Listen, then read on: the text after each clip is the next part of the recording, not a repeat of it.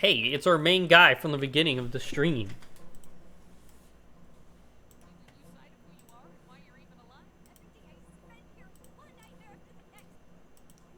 Yeah, the digital circus is their own hell. Like I even thought about that when I did the review of the show.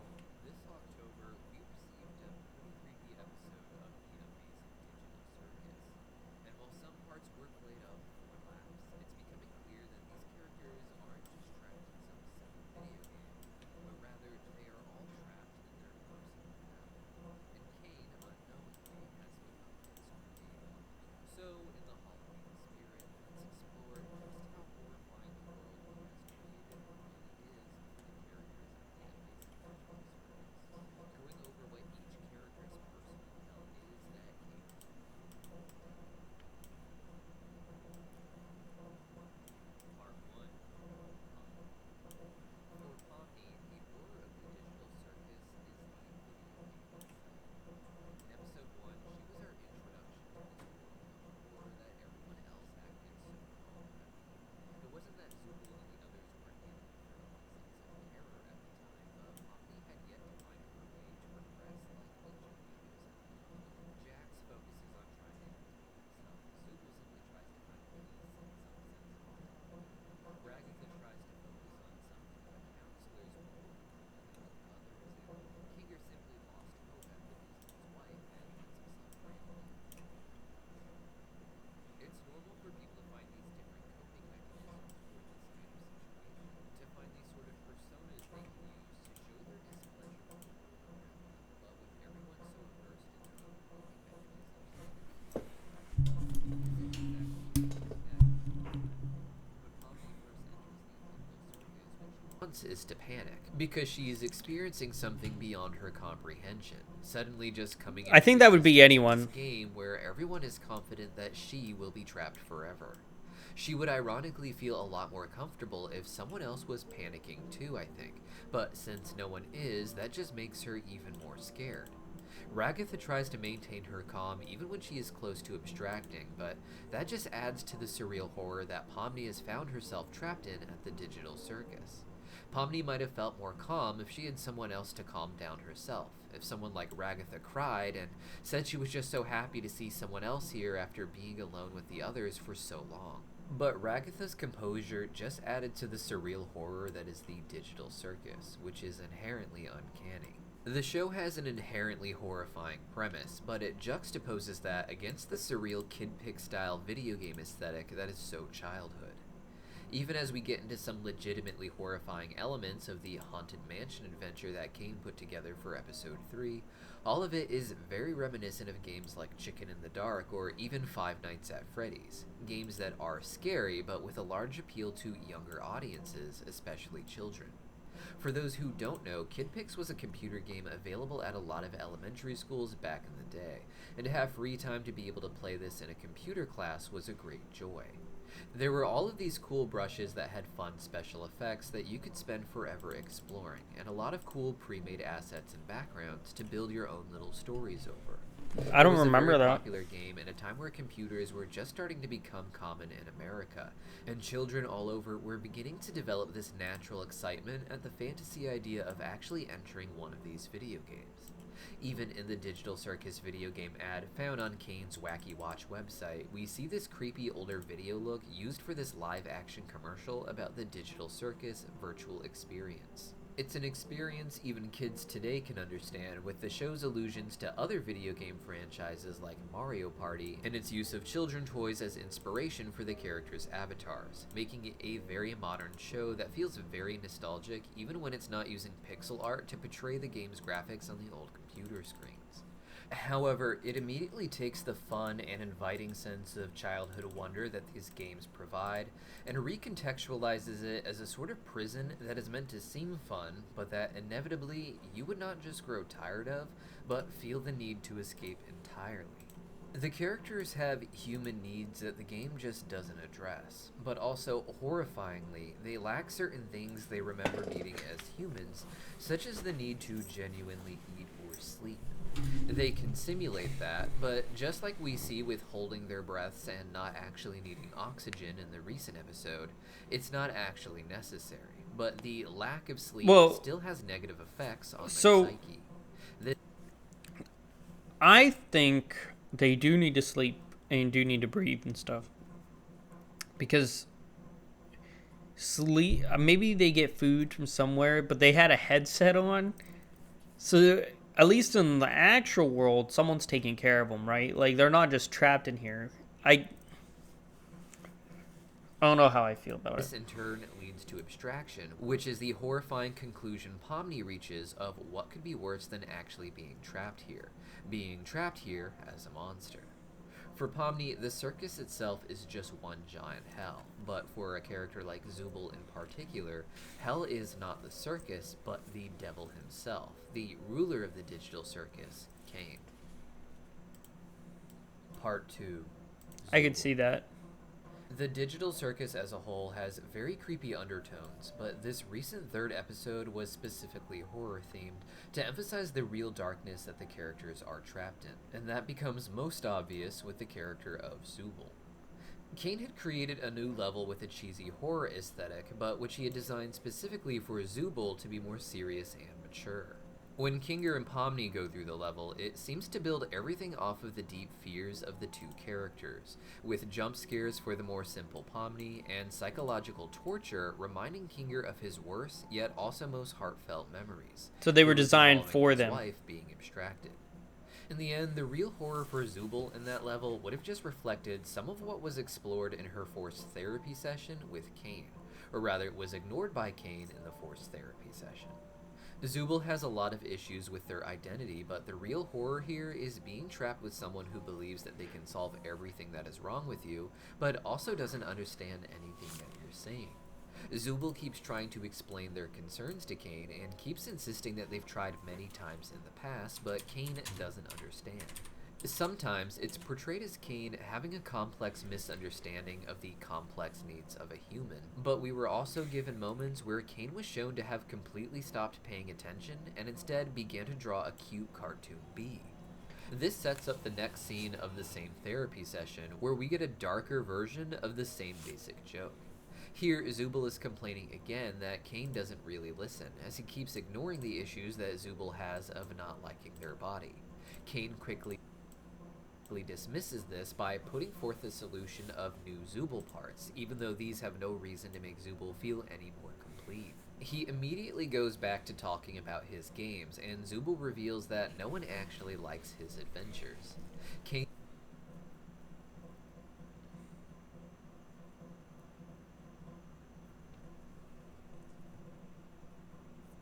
Someone broke the internet? says very specifically that the games are his art, explaining why, just like with his drawing of the bee, he is too distracted to really understand Zubul's problems. All he can see are his own needs. The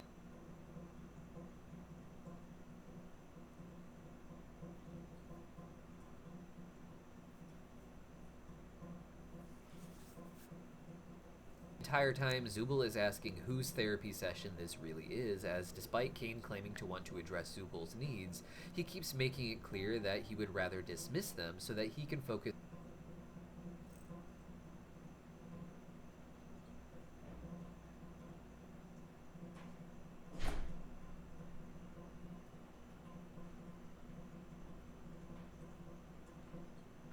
on being loved and appreciated for his creations.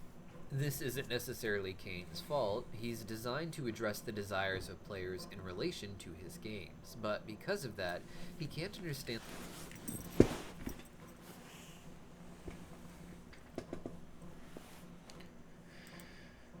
the problems of humans when they get trapped in the game, when they begin to hate the game and begin to have issues similar to what they experienced in the real world. This becomes horrifying when Cain begins to break down.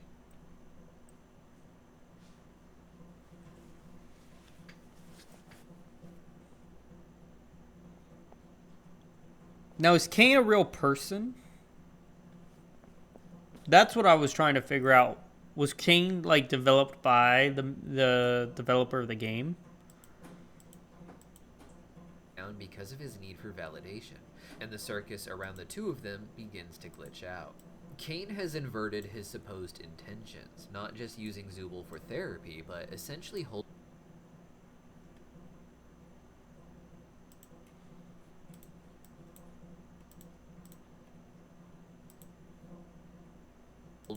Zubul hostage for validation. He is insisting to Zubul that they need to learn to love the adventures in order to keep themselves safe in this world, which would fall apart if Kane is pushed to his limit. In many ways, this is what Zubul would have experienced. But if the world falls apart, do they get out? Stories based off of the character's fears. Zubul would have experienced something similar to Kinger, whose story with his wife seemed to parallel the story of the mysterious hunter narrating the game. However, if Zubul had entered the level, it may have only manifested a reminder that they are trapped in a digital hell where everything is wrong, but simply expressing how wrong that feels gets you in trouble. For Zubul in particular, it's not just that they have to live here, it's that they have to live here with Kane, who is essentially trying to force Zubul to smile, force Zubul to pretend to enjoy themselves in order to make themselves feel better, when just acknowledging that nothing feels right is the only peace that Zubul can have. In many ways, it's like being trapped with a toxic family member or even a father who keeps saying they want you to be happy, but clearly only so that they can be happy themselves, with what they really need being you to validate them with your happiness, to validate everything they bring to the table with your emotions, instead of them actually focusing on what would make you happy. For Zubul, the digital circus as a whole is her own personal hell. A place where they are told they can be anything they want to be and given an endless number of silly accessories to take on any shape, but none help Zubul even explain the problems they are feeling internally. Part 3. Kinger. I like how he's Kinger doing this is one. perhaps the most tragic character in the digital circus, as he's not just trapped there, but he's trapped there with the memories of his real wife, which has driven him insane. Kinger was hinted at having a wife early on, with images of a queen chess piece appearing in the background where previous character bedroom doors can be seen. Oh, that was the queen, I It seemed obvious see. that I thought it was something the bad had king. happened to this queenie in the circus, and in episode 3 we learned that she had in fact abstracted and had been sent to the cellar. This is, in many ways, a fate worse than the others had experienced coming into the circus with none of their memories intact. While Pomni remembers being human and not being in a video game, she has no memories of who she was or who was in her life. She doesn't remember her mom, her dad, or her husband or boyfriend if she had one. She is simply a blank slate, and the only people she can grow attached to are strangers who she is already prepared to lose someday because of the nature of the circus. Kinger, however, came with a wife, and while the two of them may not have memories of what their life was like together outside of the circus, they would have come in with an understanding of who each other was and what they meant to each other. The two would have seen the digital circus as something they were in together at first, but as Kinger indicated in this recent episode, he began to lose sight of things over time and seemed to stop making Queenie feel like she was loved and appreciated. At some point, this led to her abstraction, and I even theorized in our previous video that Kinger may have caused this not just with his words and feelings, but with a violent action. The adventure he and Pomni goes on in the Haunted Mansion seems tailored to Kinger's experience with his own wife, who the dead spirit of the hunter even mentions as he leaves Pomni's body. According to this man, he shot his own wife after becoming crazy and paranoid and spending too long on the hunt. Whatever actually happened with Kinger's wife, we can't say, but it led to Are the digital people that circus entering becoming the circus his from own different personal time hell. periods? He was the one person who had someone they loved from the real world with them there in the circus. Someone he knew cared about him enough to be in this game with him. Someone he had, at the very least, neglected until she was gone. Now, he's just a rambling madman who spends most of his time in his pillow fort, which we now know to have very dark implications. This seemed to be a special place for him and Queenie, a sort of shared living space since the game automatically generated separate rooms for them to live in. While they could just go into each other's rooms and spend time together there, the pillow fort would be a place they made for themselves, their own home that was separate from everyone else, something not just made by Kane or an AI, but by each other. This is a Why place wouldn't that you is just naturally ask for dark, and Kane according to to Kinger, create a whenever he is dual in the room? dark, that is when his memories become most coherent. We see from the earlier episodes that he spends a lot of his time in the pillow fort, with the others just thinking that he's in there still acting crazy, but in reality, it's the one place he'd act sane if they'd go in there and check on him. I think it was a pretty dismal moment in episode 3 when Pomni is crying because of the adventure they are trapped in, saying that they are in hell. On some level, she means this new adventure area that Kane has created, but on another, she of course means that they really are in hell, that this is some place meant to torture people like them. At first, Kinger tells Pomni not to say that, but after a moment, he realizes that they really are trapped in hell, and makes references to the idea that it's not just this adventure either, but the game as a whole. What's worse is, Kinger likely had some hand in the creation of this game and getting everyone trapped in it. He mentions having 7 years computer training just to end up stuck here, and in the same scene, he talks about how it's his fault that they ended up on this path, hinting at something beyond just the haunted mansion level. While each character seems to be facing something of a personal hell, Kinger's is the most tragic because on every level potentially, it's a hell that he created. If he truly is the one who created the Digital Circus game, that means he put this together thinking it was something he would find genuinely entertaining. And while it may technically be true when the game is used the way it was intended, he has now ended up trapped there to experience its never-ending torture. If he remembers having 7 years computer training, that means he likely remembers having worked on the game, or at least that he could remember it if he was in the dark place for long enough. But one way or another, whether from outside the game or within it, Kinger is the one who has made it his own personal hell. Part 4, Jax. In the amazing Digital Circus, most of the characters are trapped here against their will, and while they are Kinger's probably happy to one of have the each more other as a interesting general rule, characters. Jax may be the one outsider in that scenario. Jax is simultaneously someone who is trapped in the circus, but also someone who everyone is trapped in the circus with Jax being the one person that people like Pomni would probably get rid of if they had the chance. According to the creator of the Digital Circus, Gooseworks, out of all the characters, Jax is the one who deserves to be there the most. But by that same logic, the horrible things he does that makes him deserve to be trapped there is also what makes the circus hell for other characters, such as Ragatha and Gangle in particular.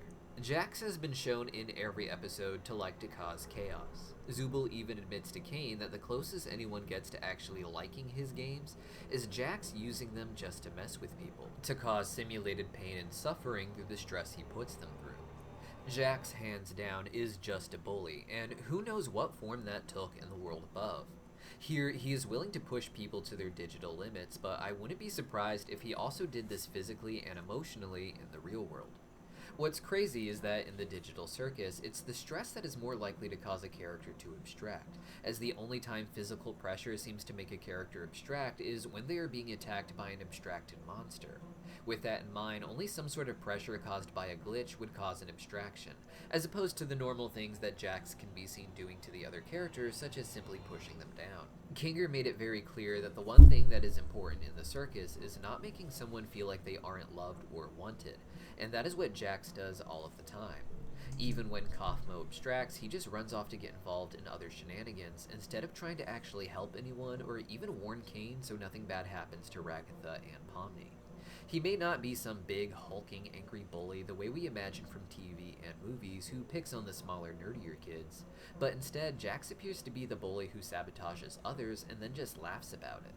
He seems to be the kind of kid to pull a fire alarm at school and specifically hopes that it leads to people being in such a panic that someone actually gets hurt. It's not enough simply to cause chaos, but for Jax, it seems someone else needs to experience a pain in order for him to get enjoyment. Because of that, Jax himself becomes one of the ultimate punishments for the other characters, and for characters like Gangle who have very little development so far, Jax is the totality of what makes their lives hell. He exists just to torture people like Gangle in particular who are prone to emotional breakdowns. At the same time, however, Jax is truly a prisoner, as while he does seem to have the most fun in the game, he also seems to be just as isolated and tortured as everyone else is by its limitations. Jax is the kind of kid who generally only plays a game to see how he can exploit its functions and mess with other people in it, but like the others, he gets bored when there's nothing new to explore. Even with the introduction of Pomni, he gets some entertainment to see how her breath-holding function affects her avatar, as it's different from everyone else's, and he's trying to find different exploits that he can use to his advantage.